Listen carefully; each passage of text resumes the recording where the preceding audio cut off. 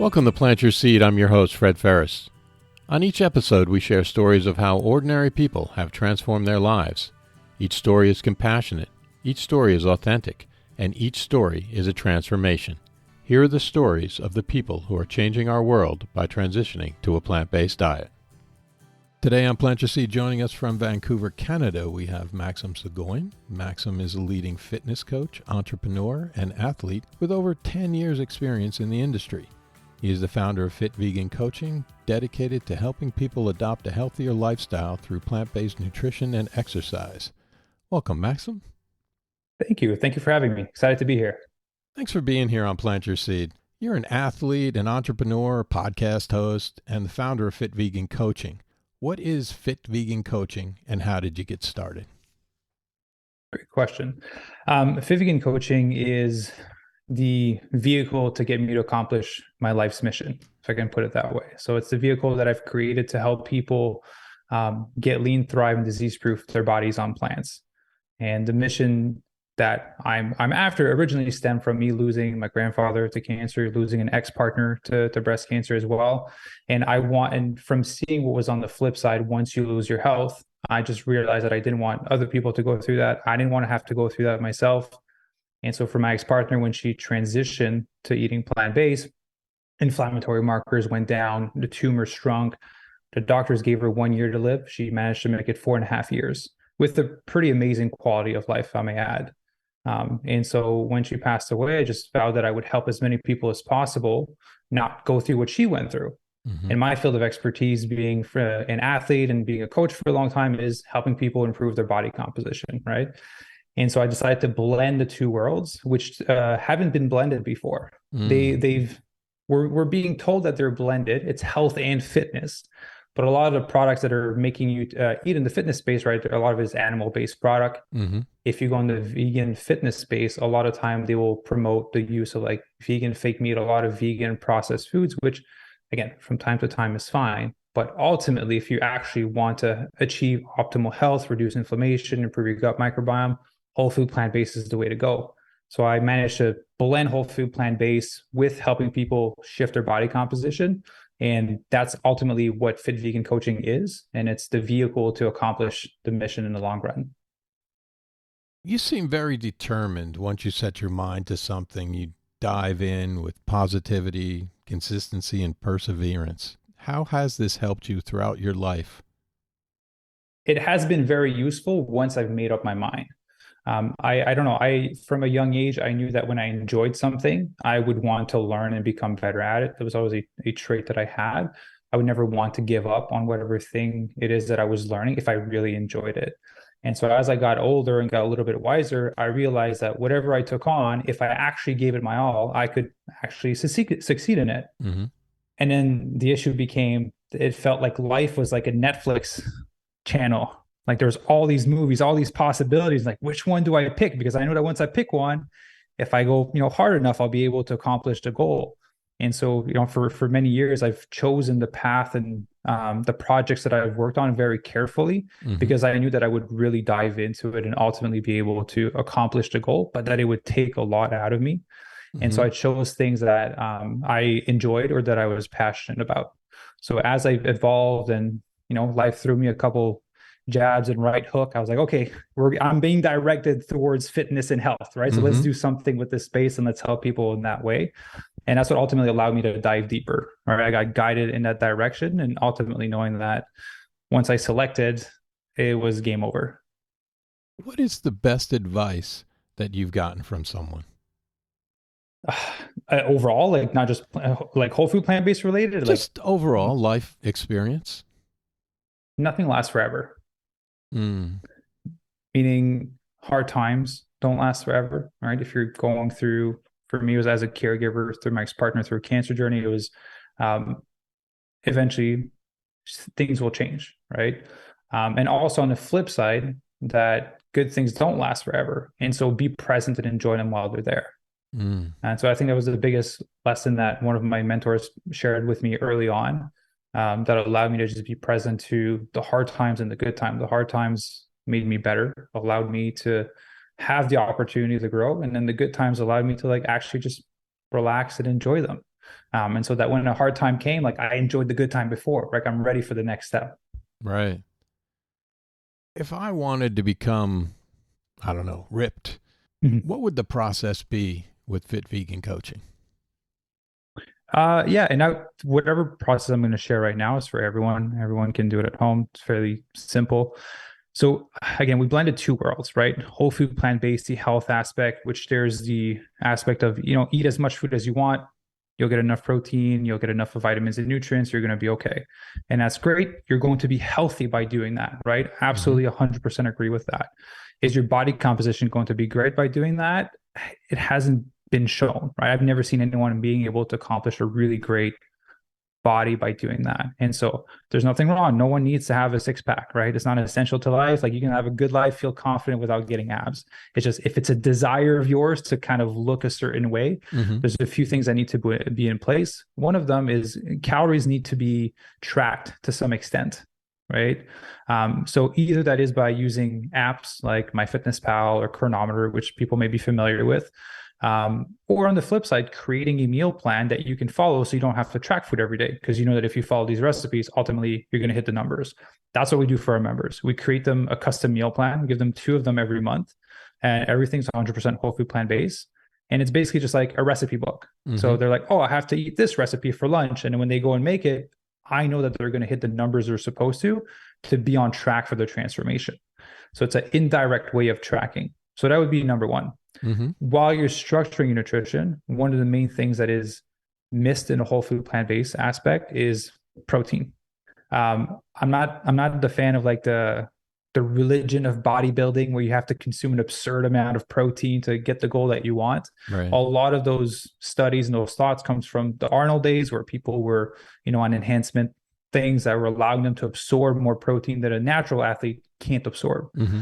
And so the reference is in The Plant-Based Athlete by Robert Cheek and Mm-hmm. Matt Fraser. 1.2 gram to 2 gram per kg of body weight seems to be a good range for most people. And that's what we recommend for members when we structure the nutrition. So consuming enough protein becomes important when it comes to a shift in body composition. If you want to be healthy, don't worry about protein. If you want to achieve, like build some muscle, lose some fat, it becomes important because when you're exercising, you're ripping those muscle fibers. And in order to repair, you need amino acids. Amino acids come from protein. Therefore, if there's not enough, your body will seek elsewhere for the amino acids. And the other place where there's a lot of amino acids is in your own muscle. So your body starts to kind of eat itself. That's what's called the catabolic state. Okay. All right.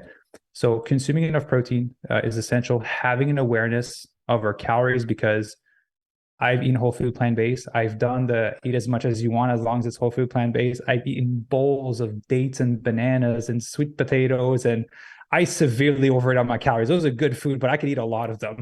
So the awareness of how much energy is coming in is important. And then the third step is included some strength training.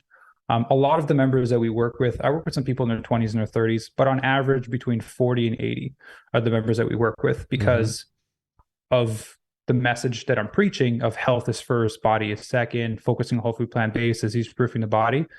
I'm attracting more people that are health conscious, right? Versus just wanting a six pack. They don't care how they feel internally. They don't care about their gut health. So I'm attracting a more health conscious crowd. And so for them, a lot of them don't do strength training or potentially have tried before, not too sure what to do when they go in the gym or if they're training at home, potentially a bit fearful of it. And so including some strength training and of members from 40 to 80, they've seen significant difference in their body composition, right? With the proper nutrition, they're able to tear those muscle fibers, repair them, build more muscle. And it also helps them strengthen their bone, right? You need weight-bearing activity to strengthen your bone, especially as you get older. So they've seen awesome benefits from that side, less risk of injury. They just feel stronger in their day-to-day movement. They have more energy. So those would be the main three, right? The overall energy intake through nutrition, the protein, and then the strength training would make a significant difference for everyone. How does age affect fat loss? It's a great question. I have an interesting answer for you. So as you get older, I think it's more of a matter of time than it is with the age in and of itself, right? As more time has passed by for you to potentially get sick, for you to potentially have hormonal issues, for you to potentially have, things happen to your body that might slow down fat loss. So that would be one of the things. Mm-hmm. The other part, a lot of people will say that it's harder to lose weight as you get older. So I'm going to just geek out with you on the body for a second. Okay. So fundamentally, the body's an adaptation machine, right? Mm-hmm. The body doesn't care if you want to lose fat, doesn't care if you want bigger biceps or stronger legs. It wants to survive. That's all it wants to do. Mm-hmm. And so if all of your life, if you've tried to lose weight before and you've severely cut your calories, because that's what we all naturally go to when we want to lose weight, you severely cut your calories, your metabolism will adapt to the intake in food, right? So it goes like, okay, Fred, only this amount of energy is coming in. All of this is coming out. If we continue at this pace, we're going to die in 5 years. So what do we need to do to live another 40 years? Okay, well, we need to slow down our metabolism so we don't expend as much energy throughout the day so we can sustain on this low amount of energy. Mm-hmm. And so it'll slow down. Maybe you do less hand gestures, you blink less, maybe you have less energy to walk, you don't push as hard during your workouts, right? And your body will regulate to adapt to the amount of food. And then what most people do when they're done losing the weight, right? They put themselves in a calorie deficit, they've exercised excessively, and then they go back to eating normally. Mm-hmm. Most people put the weight back on 6 months to a year after. But the thing is, once your body's at the end of a fat loss phase, you have a very slow metabolism. And so if you go in and throw a lot of food, by the time your body adapts to being able to handle this amount of food, it's stored all of it. Because all your body sees is, Brad's in the desert, we just got access to a buffet, let's store as much as possible because we don't know the next time we're going to have access to food. Right. And so what starts to happen is the more often you go through that cycle, your body starts to build resilience towards going in a deficit, right? It starts to build resilience towards that cycle. So if you're 20 years old and this is your first fat loss phase, you're going to lose weight pretty rapidly. Your body hasn't built any resilience to the process. If you're 40, 50, 60, 70, and you've tried to lose weight 10, 20, 30 years, your body is going to become pretty resilient at the end. And so that's why it's more challenging for most people as they're getting older, is they just have a history of going through that cycle and their body just becoming resilient and adapt to it because all it wants is to survive. So if it gets efficient in that process, then it doesn't go into scarcity the next time you go into a deficit, right? So that's the main reason I think that people as they get older have a harder time losing weight, is their body's just very resilient to it. Now, how do you address that challenge as far as fit vegan coaching? Yeah, so multiple ways. One of them is being realistic in managing expectation. Right. If you have 20, 30 years in your body of you yo-yo dieting, so basically like really starving yourself, cutting your calories and going up and down throughout the years, you have to accept the cards that you've dealt yourself. Right. I'm not a magician. I tell this to all my members. Right. If you don't follow the plan, it's not because you sign up with me that magic will appear and your body will react as if it was 20 years old. Man, if that happened, I think I would sign up. Yeah, I haven't got to that level of veganism yet where I have those powers. But basically, it's, being realistic with those are the cards that we've dealt, right? So now what we have to do is we have to trick your body into a fat loss. And so for some people, when they come in, a lot of times they tend to be a little under eating compared to where they should be theoretically for their age, for their height, for the level of activity. And so we start all the members as high as possible in their calorie intake, and then we just really take it slowly. Because the more rapid we do a fat loss, two things happen. You're more likely to lose muscle with it. So instead of having a lean and toned body at the end, you just look like a skinnier, lighter, flabbier version of yourself. We don't want that. That's not why we exercise. Second, the faster the deficit, especially after years of trying to lose weight, it's like a red alert goes off in your body. Oh, trigger, become resilient to this process. So we really have to trick the body really slowly. As you turn up the water, you don't notice the difference in heat. Same thing as we slowly decrease the calorie, your body doesn't notice it, but it's like, oh, something needs to change slowly here and there. And you start to lose more weight. Adding strength training will help build lean muscle, which will naturally increase the metabolism, which will help you burn more calories. And then that kind of plays into that whole cycle. So that's how we do it for our members. We don't do any rapid fat loss because it's counterproductive. How can I put it this way? It's great for business, but it's bad for karma, right? Any coach can make you starve and do a ton of exercise and you're going to lose weight. Like, that's not rocket science to do that. But how do you do it in a way where you keep your food as high as possible? We keep you healthy. You're eating really good food. You're exercising a normal amount. right? None of my members are professional athletes. They don't get paid to work out. They have jobs, they have families. And so I want to structure the workout in a way that they can exercise, get results, but also live their life, have enough time to live their life, and have enough energy to live their life, right? I've seen people crush themselves for 2-3 hours in the gym, come home, don't have energy for their kids. I'm like, you could have done 45 minutes and gotten better results Right. versus 2-3 hours in the gym. Are all your members on the whole food plant-based diet? And how quickly do you transition them to a whole food plant-based diet? Yeah, so actually the transition is a new part. I just added that about a month ago. So for almost 3 years now, people had to be vegan to work with me. Mm-hmm. I wouldn't take anyone that wasn't vegan for value purposes at first. And then as I got clear on the mission and what I wanted to do and the impact I wanted to have in the world, I was like, wait, I don't need vegans to be more vegan. I need more people to eat plant-based. Therefore, Right. I should open to people that want to transition. So we've opened up the transition process a month ago. We maybe got like 20 new people that came in through that. And so what we do is just analyze kind of where they're at. We will build them a whole food plant-based meal plan. And then from there, we will let them make substitutions. Mm-hmm. But at least they have a strong base of whole food plant-based recipes. And if they're, if eggs is the last thing that they want to cut out, we're like, okay, well, let's do 1 week with your eggs. And then the next week, let's just remove one meal out of those meals and then kind of ease our way in through it. But ultimately, people, what they want when they want to transition is a bit more fear, right? Is it going to taste good? Am I going to be full? Is my body going to, am I going to lose muscle mass because I'm not having enough protein? Those are the main things that tend to show up for people in the transition process. What is the biggest challenge that you have to get people motivated to make this transition? That's a great question. Well, I'm going to link it to the name of your podcast, Planting Seeds, right? Mm-hmm. I'm not and everyone has their way of helping people transition. I'm not really like an activist vegan. Mm-hmm. I'm more of I'm going to shine my light, plant seeds and water them. And then when you're ready, then I'm here type deal versus like you have to transition to plant-based. Because if someone came to me when I first transitioned and confronted me that way when I was a hardcore meat eater, like I would have been very defensive. I've never been open to it. Sure. So I'm a bigger fan of like planting the seed, watering the seed. And so I do that through my content on social media, on YouTube, on podcasts and all of that. Just, showing proof from all of our members that have been able to achieve amazing transformation.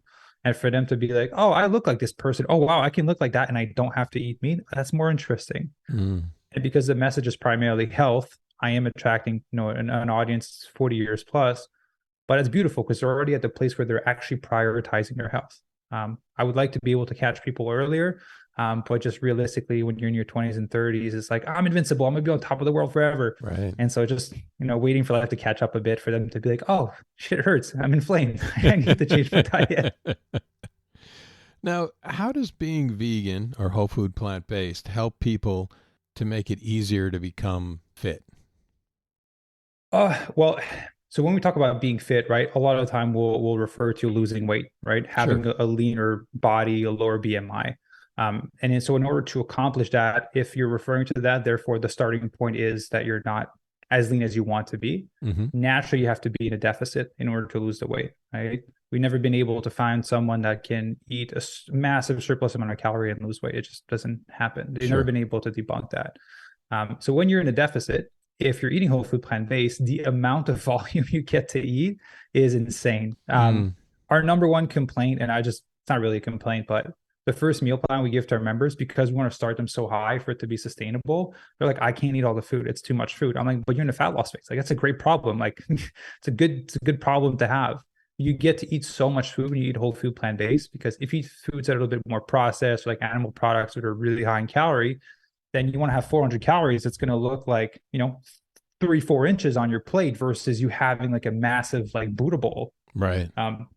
So it definitely helps to be more satiated and psychologically be able to eat more food and for it to be more sustainable. Now, I saw that you said people do things that align with their belief system. What do you mean by this statement? So I believe our belief systems are shaped obviously from childhood, but our life experiences, our current environment and past environment. And if it's a part of our belief system and we believe it to be true, And so if someone comes, you just think of how you would respond if someone came to you and something that you wholeheartedly believe to be true and came to you is like, that's not true. You've been lied your whole life. What you've been thinking is wrong. It's pretty confronting. I would be Mm-hmm. pretty closed off and I'd be very defensive. And so most people act in alignment with their belief system. And so when we coach members, a big part of the program is mindset. Training nutrition, I think, is the easiest part Mm-hmm. for us to do for members. It's how do we get you to stick to the plan? Right. Well, there's belief systems that are in the way. There's self-sabotage. There's a lot of things that show up psychologically. And so it's about slowly shifting these beliefs either through proof, all right, proof of other people or for themselves to start getting small wins to show to themselves like, oh, this is possible. But shifting those belief systems, I think, is really essential. And it's the only way to make things truly sustainable because you're never going to do things for the next 10 years if it's against your belief system. Most people wouldn't be able to do it. What is it about shifting the belief system that makes it so hard to do? Well, a lot of time for it to become a belief system, it's been ingrained over and over and over again. I always use the analogy of threads for our members, right? Mm-hmm. If you grab floss for your teeth, right? It's Mm-hmm. really thin. You can pull on it, you can break it. So let's just say that someone tells you something and you think this thought for the first time, you have one thread. The more often you repeat it or think of it, you add threads. Imagine if you have a million of those threads put together. That's would be pretty hard to cut through and break, right? There's just a matter of repetition.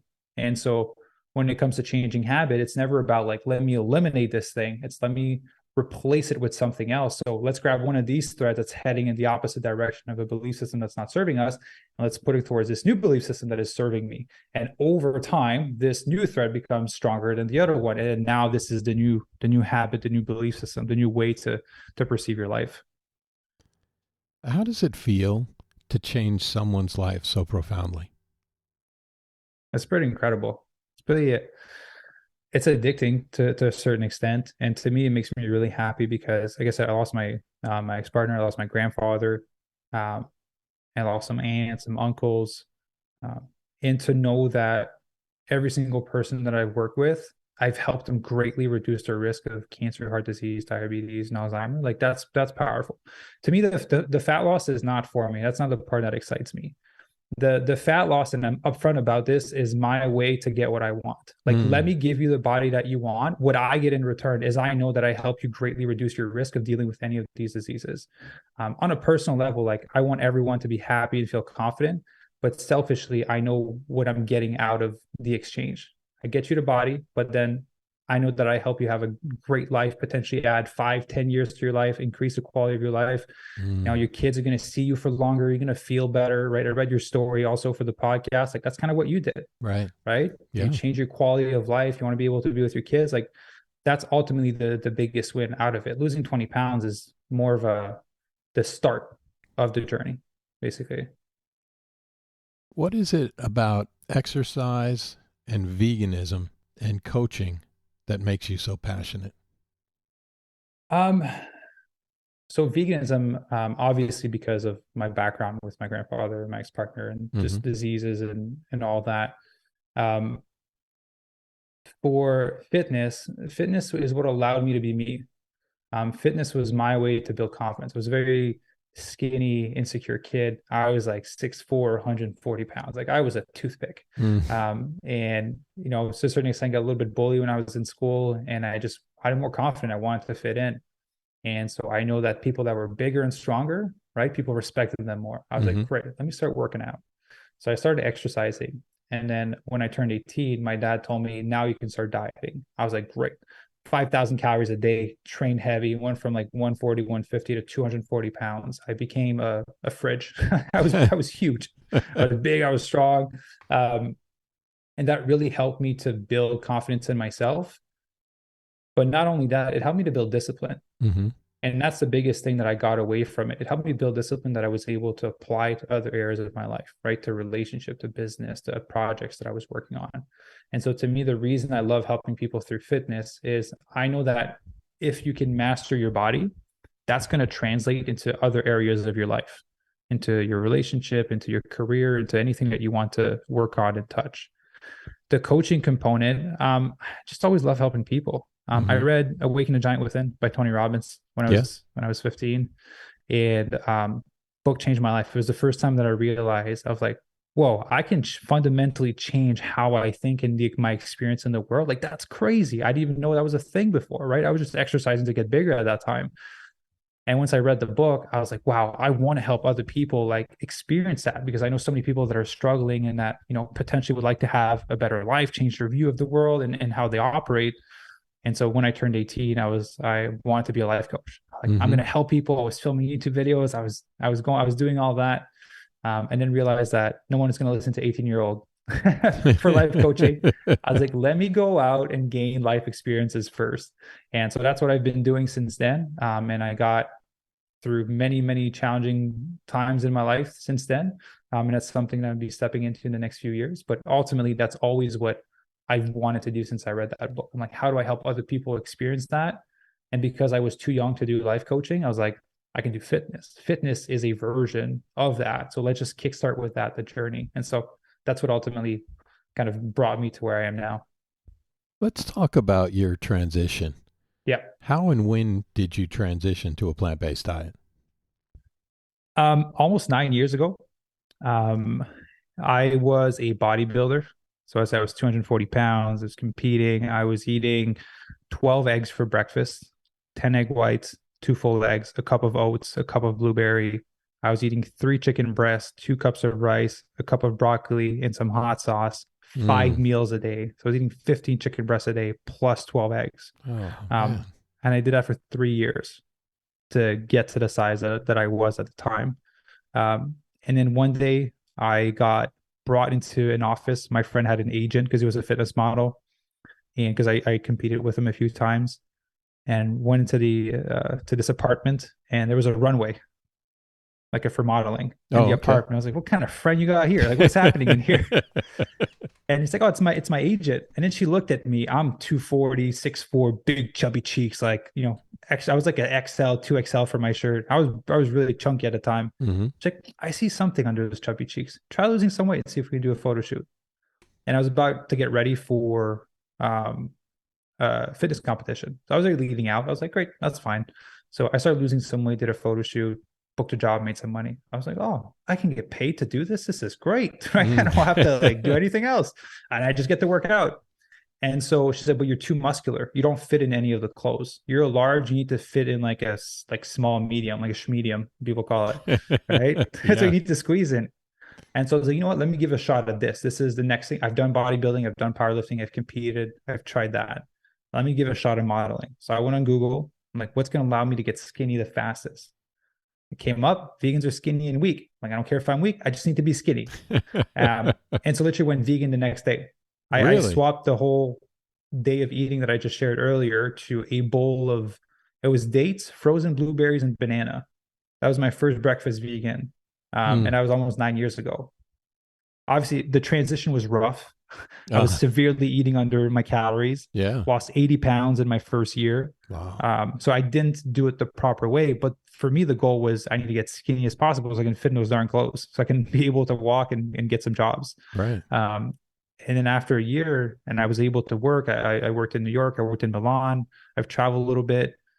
I was like, you know what? I actually feel really good. So let me just keep going with this. Right. And obviously did more research on it, like Forks Over Knife, which had the pleasure of interviewing Rip Esselstyn. That was like a highlight when I got to chat with her. I was like, whoa, that's like, it's you that I watched like over 9 years ago when I transitioned. So yeah, that was my transition. It was ultimately just to get skinny at first. And then I felt really good that I just decided to stay. Now, take us back to that day that you decided to just change. What was going through your head at the time? Well, like we said earlier, I'm very determined when I want to do something. So I wasn't much in my head. It was like, I want to do this thing. This is the thing that I need to do to get the thing. Let me do it. And so it was just immediately the next day, I was completely blind. I didn't know what to eat. I would have fruit in the fridge. Let's just eat fruit. And 9 years ago, like there wasn't the options that there are now. Like the treat was was it like tofu flavored banana or strawberry? Like that was dessert. Like that was the good stuff, right? There was nothing else. It took me 2 years to learn that vegan Oreos were vegan. But for 2 years, I was eating strawberry tofu for dessert because that's the only treat I could have.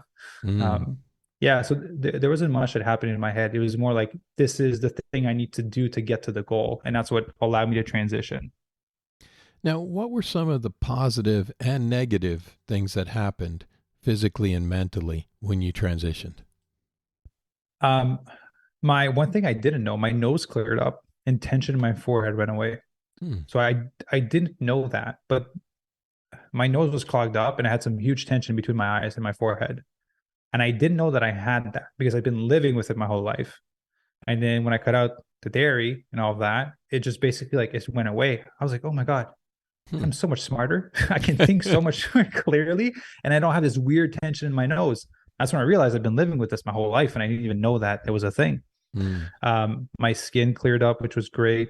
Um, at first, my workout suffered because I was severely under eating because I was eating whole food plant based. I had no idea what I was doing. Or I was eating like salad and fruits all day, severely under what I was eating before, and ultimately because I was trying to lose weight.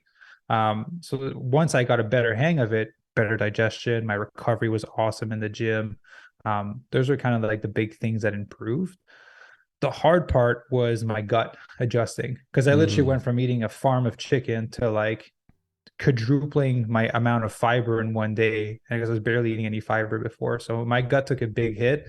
It took me a good 6 months to get used to it. And that's why now when we help people transition, we kind of ease them into the increased fiber intake because it was a harsh journey to just go in one go at all that amount of fiber.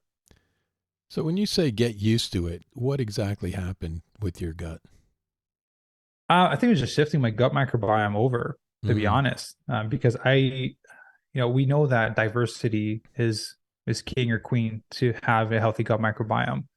There's not a lot of diversity in chicken and rice, right? Right. 5 times a day, and the same thing for breakfast for 3 years straight. So my gut was very used to what I was eating, and then for me to throw different types of vegetables and fruits and grains and lentils, like my gut did not know what to do. So ultimately, I just gave it time, right? I just continued eating the same way. I drank a lot of water because I learned that you can be constipated from having too much fiber as Mm-hmm. a thing. I only thought you could be constipated from not having enough fiber, but the flip side is real as well. So I was drinking a ton of water and I just stuck with it because ultimately I wanted to lose the weight for the gig. So just gave my body time to adjust because I knew that fundamentally my body's an adaptation machine. So whatever this is, it's going to get used to it at one point. So I just stuck it out until I got used to it. Did you get the gig? I did, yeah. That was my contract for New York. So yeah, it was awesome. That it was worth it, right? Yeah. Well, I'm here now, and my whole world is around veganism, so it was a pretty great transition. Yeah, I'd say so. Now, did you struggle with anything? You mentioned there was a struggle, obviously, with the chicken and all the amounts of calories. Did you struggle with anything when you first became plant based? Um, well, once I became aware of how to better fuel myself, the issue became getting enough calories in Mm-hmm. because it was what was popular at the time was obviously forks over knife was very popular because it had just come out like not too Right. long ago. I don't remember from the YouTube days there was a girl named Freely the Banana Girl, Yeah. Durian Rider, Yeah. right? Banana Island, Data Raid with some dates. Yeah. So that's kind of like the YouTube era when I transitioned to vegan. Obviously, that was my go-to for information because there wasn't a lot out there. So I was eating mono meal, so just eating mangoes for one meal or just 30 bananas a day. I've tried it.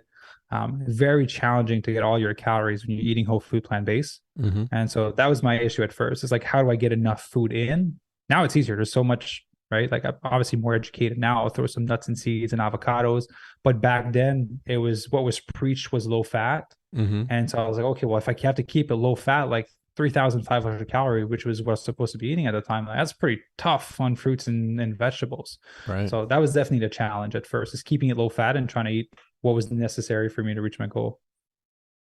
Now, I saw something about an egg story where you started eating eggs to get protein right after, Yeah. like a year after you had transitioned.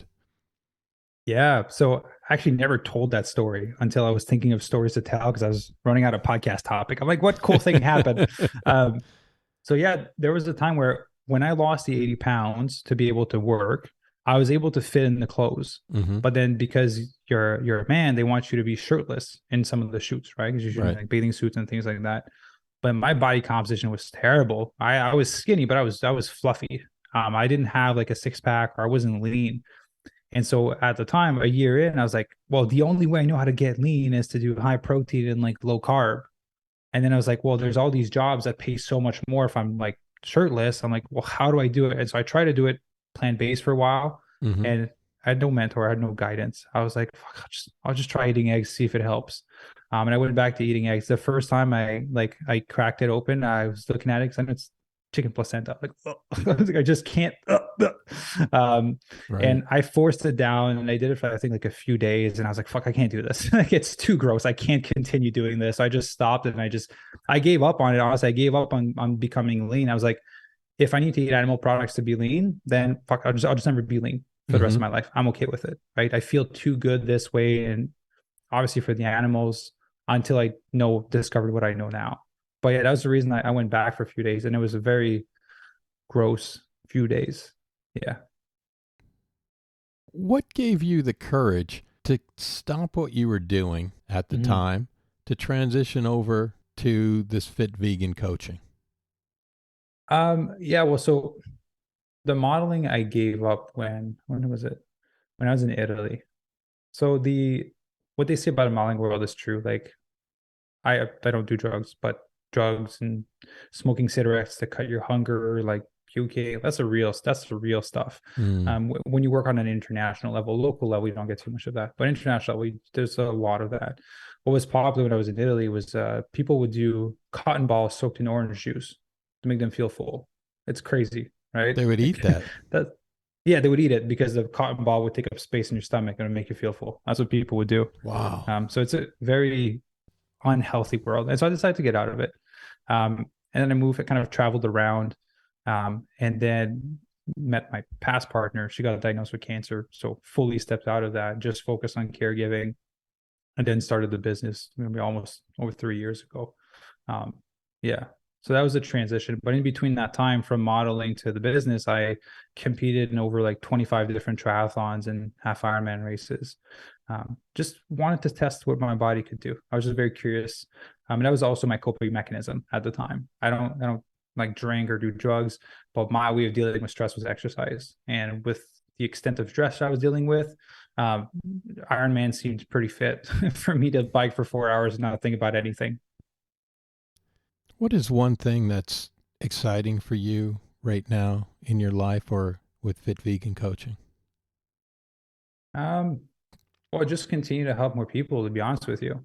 As we're expanded and open to help people transition to eating more plant-based, it's been very exciting because a lot of people that want to, that don't know how to, but that just didn't want to commit to going 100% vegan. I probably had like, over 100 people that wanted to work with us. And I'm like, I got to be vegan. And then when I opened it up, they were pretty excited. Mm-hmm. So it allows me to educate people on how to transition the right way because I didn't do it the right way at first. And it was, it wasn't that great of an experience, but I was very dedicated to the outcome that I was trying to accomplish.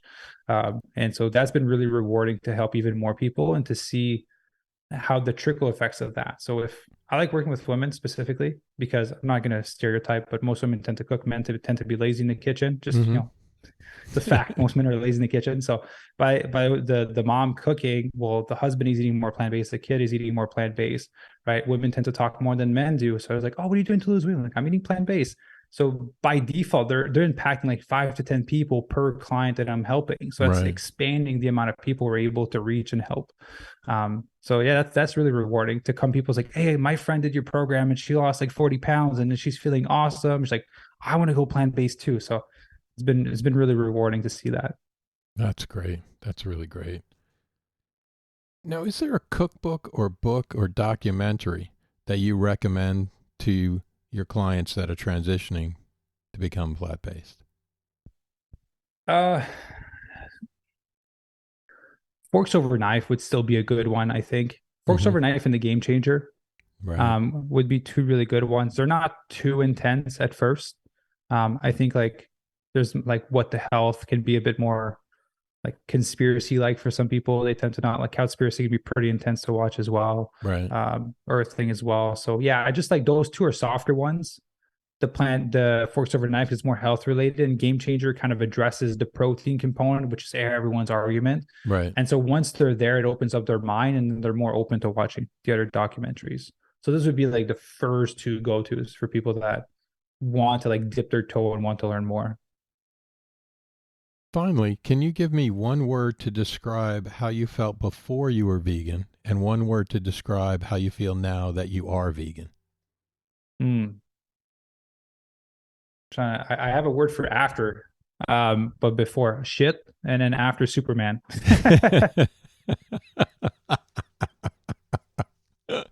Probably the best words I could use. Those are great. Such a pleasure speaking with you. Thank you so much for taking the time. What is the best way for people to follow you on social media and the web in general? Yeah, if just go to fitvegancoaching.com, all the links are there for podcasts, YouTube, Instagram, Facebook. That's probably the easiest way to find me. And yeah, all the links are there. All right. Thanks again, Maxim, for being on Plant Your Seed. Thank you for having me. Hope you are inspired by this story, and remember, it's never too late to plant your seed. Links to everything we talked about on the podcast can be found on Instagram at plant.yourseed in the show notes tab in the bio. If you enjoyed the show, remember to leave us a review, and until next time, thank you for listening.